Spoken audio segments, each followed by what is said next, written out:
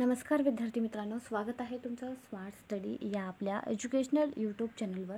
मित्रांनो, आपण शिक्षक पात्रता परीक्षेसाठी अतिशय महत्त्वाचे मानसशास्त्र या विषयाचे प्रश्न पाहत आहोत. आत्तापर्यंत 5 व्हिडिओ अपलोड करून झालेले आहेत. 100+ प्रश्न त्यामध्ये आपण घेतलेले आहेत. जे नवीन असेल त्यांनी पाठीमागचे व्हिडिओ बघा, प्लेलिस्ट चेक करा. प्लेलिस्टमध्ये पूर्ण लिस्ट दिलेली आहे. तर आज आपण 6वा पार्ट सुरू करत आहोत. तर चला मग सुरुवात करूया आजच्या व्हिडिओला. पहिला प्रश्न आहे, 5व्या वर्गात शिकणाऱ्या दृष्टिबाधित रोहित बरोबर शिक्षकांचे वर्तन कसे असावे? तो विद्यार्थी कसा आहे? दृष्टिबाधित विद्यार्थी आहे. रोहितला विशेष शाळेत शिक्षण घेण्यासाठी मार्गदर्शन करावे का? तर हे चुकीचं आहे. रोहितला मागील बाकावर बसवावे. मागील बाकावर बसल्यावर त्याचं अध्ययन होणार आहे का? अजिबात नाही.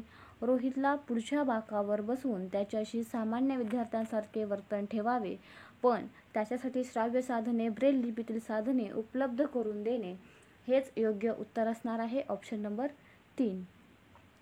या प्रश्नांची PDF तुम्हाला टेलिग्राम चॅनलवरती मिळून जाणार आहे. त्यासाठी तुम्ही आपलं टेलिग्राम चॅनल जॉईन करा, ज्याची लिंक डिस्क्रिप्शन बॉक्समध्ये दिलेली आहे.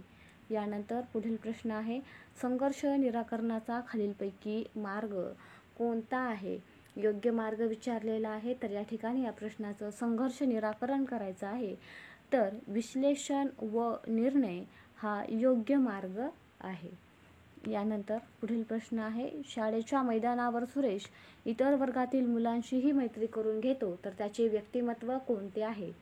शाळेच्या मैदानावर सुरेश इतर वर्गातील मुलांचीही मैत्री करून घेतो, तर त्याचे व्यक्तिमत्व असणार आहे बहिर्मुखी. Option number 2. अंतर्मुखी येऊ शकणार नाही, कारण तो स्वतःच गुंग असणार आहे. आक्रमक पण येणार नाही आणि उभयमुखी पण येणार नाही. यानंतर पुढील प्रश्न आहे, 7व्या वर्गात शिकणारी राधिका चित्रे छान काढते, पण ती अक्षरलेखन अचूकपणे करू शकत नाही. यामागचे कारण काय? तर यामागचे कारण आहे अध्ययन अक्षमता. कारण ती अक्षरलेखन अचूकपणे करू शकत नाही, अध्ययनामध्ये अक्षम आहे. मतिमंदता, दृष्टिबाधिता, व्यक्तिमत्व विकृती याचा इथं काहीही संबंध नाही. यानंतर पुढील प्रश्न आहे, प्राथमिक स्तरावर अध्यापन करणाऱ्या शिक्षकाचे प्रमुख वैशिष्ट्य कोणते? प्राथमिक स्तरावर अध्यापन करायचं आहे, तर त्या शिक्षकाकडे कोणते प्रमुख वैशिष्ट्य असावयास हवं? तर याचं उत्तर येणार आहे धैर्य व दृढता. ऑप्शन नंबर 2च का? तर कारण ते प्राथमिक स्तरावरचे बालक आहेत. त्यांना भाषेवर प्रभुत्व असून शिक्षकाचं चालणार नाही, अध्यापनात प्रावीण्य असून चालणार नाही, किंवा संगणक वापरण्याचे कौशल्य असून चालणार नाही, कारण ते प्राथमिक स्तरावरचे विद्यार्थी आहेत. आणि शिक्षकाकडे धैर्य असायला हवं, दृढता असायला हवी, कारण ती लहान मुलं आहेत. त्यांना नुसता पाठ शिकवून चालणार नाही, तर त्यांना त्यांच्या मनाप्रमाणे समजावून सांगून शिक्षकाचं एक प्रकारचं धैर्य असतं. कारण तुम्हाला माहिती आहे की 1 ते 5चे वर्ग जे असतात त्या वर्गामध्ये जास्तीत जास्त गोंधळ दिसून येतो, आणि तिथं शिक्षकांची धैर्य एक प्रकारची कसोटी असते की ते धैर्य कसं राखतात, वर्ग नियंत्रण कसं ठेवतात. यानंतर पुढील प्रश्न आहे, अध्ययनाचा मर्मदृष्टीचा सिद्धांत कोणी मांडला? तर या ठिकाणी या प्रश्नाचं उत्तर असणार आहे ऑप्शन नंबर 3.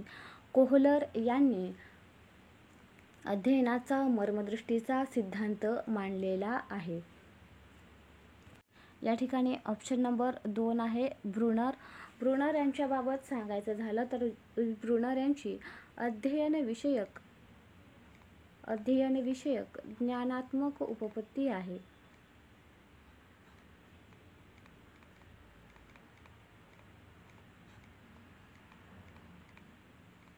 चॅप्टर नंबर 2 हा आहे उपपत्ती विषयांचा. यावर जास्तीत जास्त प्रश्न विचारले जातात. तर स्किनर यांच्याबद्दल जर विचार केला तर स्किनर यांची साधक अभिसंधान उपपत्ती आहे. स्किनर यांची कोणती उपपत्ती आहे? तर साधक अभिसंधान. आणि त्यांनी कोणत्या प्राण्यावर प्रयोग केला होता असं जर विचारलं तर त्यांनी कबुतरावर प्रयोग केला होता. यानंतर पुढील प्रश्न आहे, विस्मरण म्हणजे काय? तर विस्मरण म्हणजे काय? जेव्हा अपुऱ्या स्वरूपाचे अध्ययन निष्पत्ती आहे का? नाही. हळूहळू होणारी निष्क्रिय प्रक्रिया आहे, ज्याला आपण विस्मरण असे म्हणतो. यानंतर पुढील प्रश्न आहे, समष्टीवादी मानसशास्त्राचा मुख्य अभ्यास विषय कोणता आहे? तर समष्टीवादी मानसशास्त्राचा मुख्य अभ्यास विषय आहे ऑप्शन नंबर 3 अवबोध.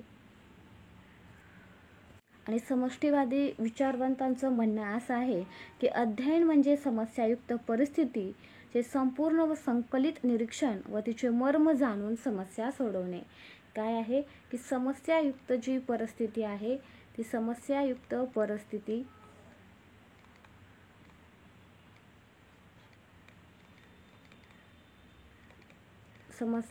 परिस्थिती तिचे निरीक्षण व तिचे मर्म जाणून समस्या सोडवणे.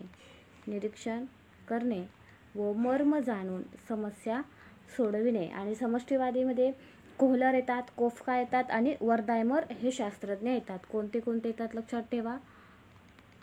कोहलर आहेत,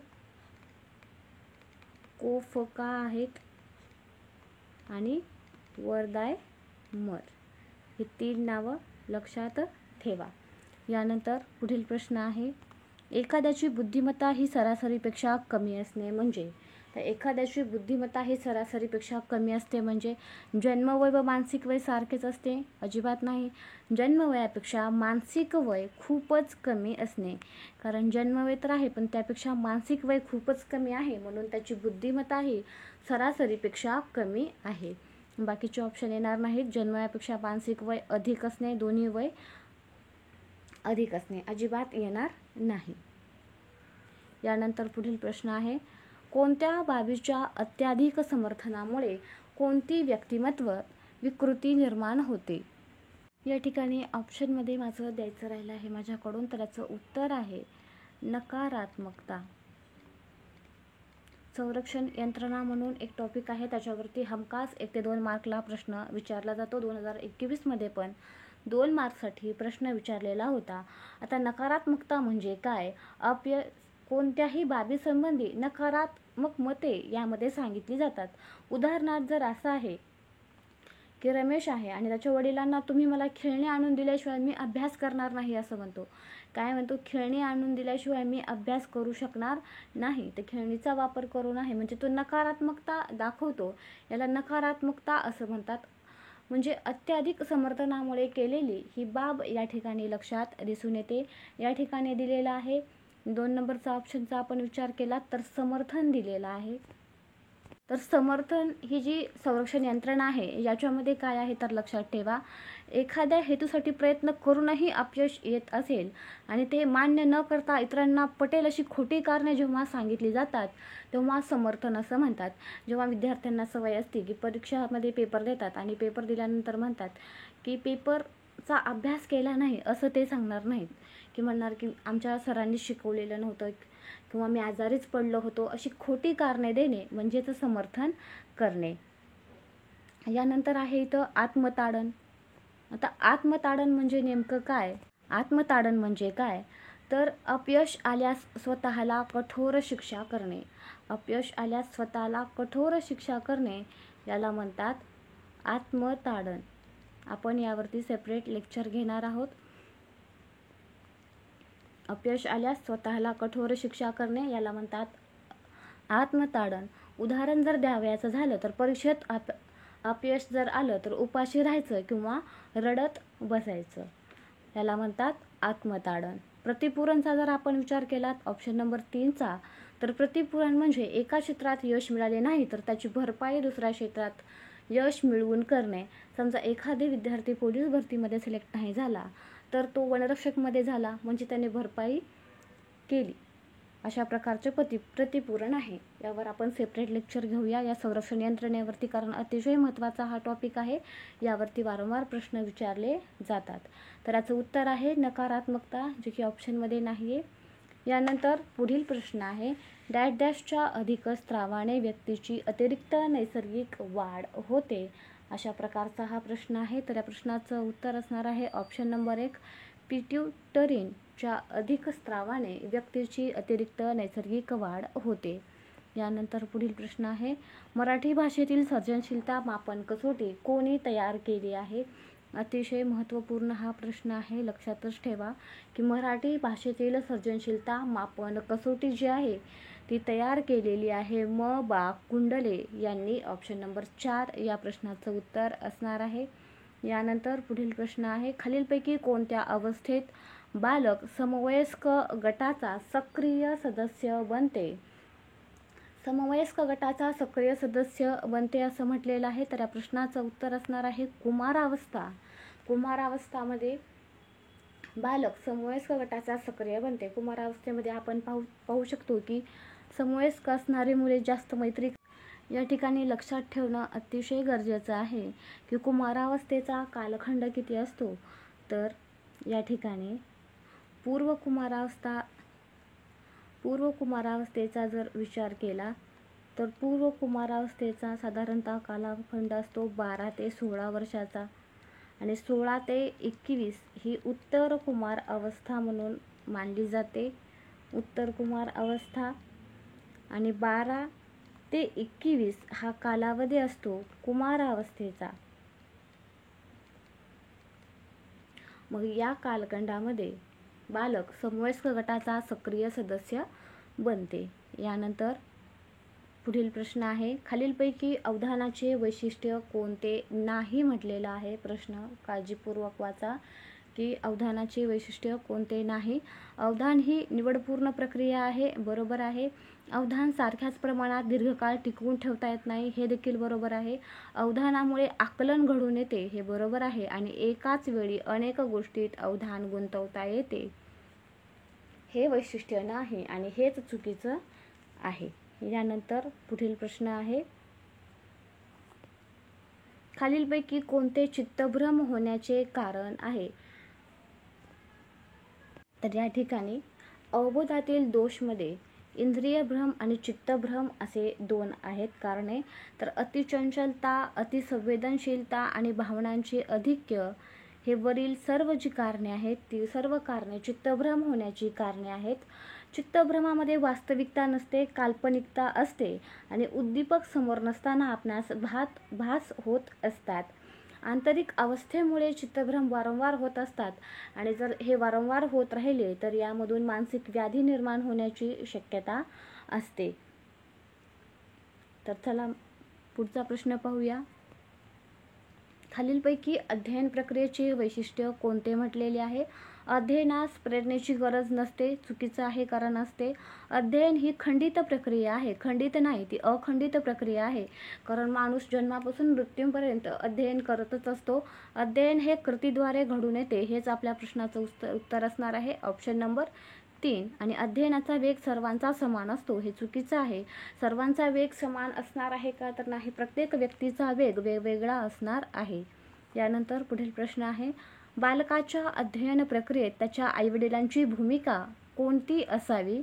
तर त्याच्या आईवडिलांची भूमिका ही विकासात्मक असायला हवी, नकारात्मक किंवा सहानुभूतीपूर्वक किंवा तटस्थ येऊ शकणार नाही. विकासात्मक जर भूमिका असेल तर ते बालक अध्ययन प्रक्रियेमध्ये जास्त प्रगती करणार आहे. यानंतर पुढील प्रश्न, विकास ही कधीही न संपणारी प्रक्रिया आहे, या विधानाशी संबंधित तत्व कोणते म्हटलेलं आहे? तर विकास ही कधीही न संपणारी प्रक्रिया आहे, याच्याशी संबंधित तत्व आहे सातत्याचे तत्व, कारण सतत ती चालू असणारी प्रक्रिया आहे. स्थूलाकडून सूक्ष्माकडे तत्व येणार नाही, आंतरक्रियाचे येणार नाही किंवा समीपतेचे तत्व अजिबात येणार नाही. यानंतर पुढील प्रश्न आहे, खालीलपैकी कोणते बुद्धिमान मुलाचे लक्षण नाही म्हटलेलं आहे? इथं चुकून रक्षण झालेलं आहे, लक्षण नाही. अत्याधिक पाठांतर क्षमता, तर बुद्धिमान असणारा मूल अत्याधिक पाठांतर क्षमता करणार आहे का? नाही, हेच नसणार आहे. प्रभावी संप्रेषण त्याच्याकडे असणार आहे. अमूर्त विचार प्रक्रिया, समायोजनशीलता असणार आहे, कारण ते बुद्धिमान मुलाचे लक्षण आहेत. तर अत्याधिक पाठांतर क्षमता हे बुद्धिमान मुलाचं लक्षण नाही. यानंतर आजच्या व्हिडिओमधील शेवटचा प्रश्न आहे, खालीलपैकी बालकाच्या सामाजिक मानसिक गरजांशी संबंधित बाब कोणती नाही म्हटलेला आहे? शेवटचा शब्द काळजीपूर्वक वाचा, नाही म्हटलेला आहे की आहे म्हटलेला आहे, यामुळे जास्तीत जास्त प्रश्न चुकू शकतात. शरीरातील अनुपयुक्त पदार्थ बाहेर टाकणे, ऑप्शन नंबर 1 हेच या प्रश्नाचं उत्तर असणार आहे. सामाजिक आणि मानसिक गरजांशी ही संबंधित बाब आहे का? तर अजिबात नाही, ही शारीरिक गरजांशी संबंधित बाब आहे. समवयस्क गटात सामील होणे ही आहे. इतरांच्या आदरास पात्र ठरणारे कृती करणे ही सामाजिक आणि मानसिक गरजांशी संबंधित बाब आहे. शिक्षकांकडून प्रोत्साहन दिले जाणे ही देखील सामाजिक आणि मानसिक गरजांशी संबंधित बाब आहे. तर चला मग मित्रांनो, भेटूया पुढील व्हिडिओमध्ये. व्हिडिओ आवडल्यास व्हिडिओला लाईक, मित्रांसोबत शेअर आणि चॅनलला सबस्क्राईब करायला विसरू नका. तसेच व्हिडिओ पाहिल्याबद्दल तुमचे मनापासून आभार.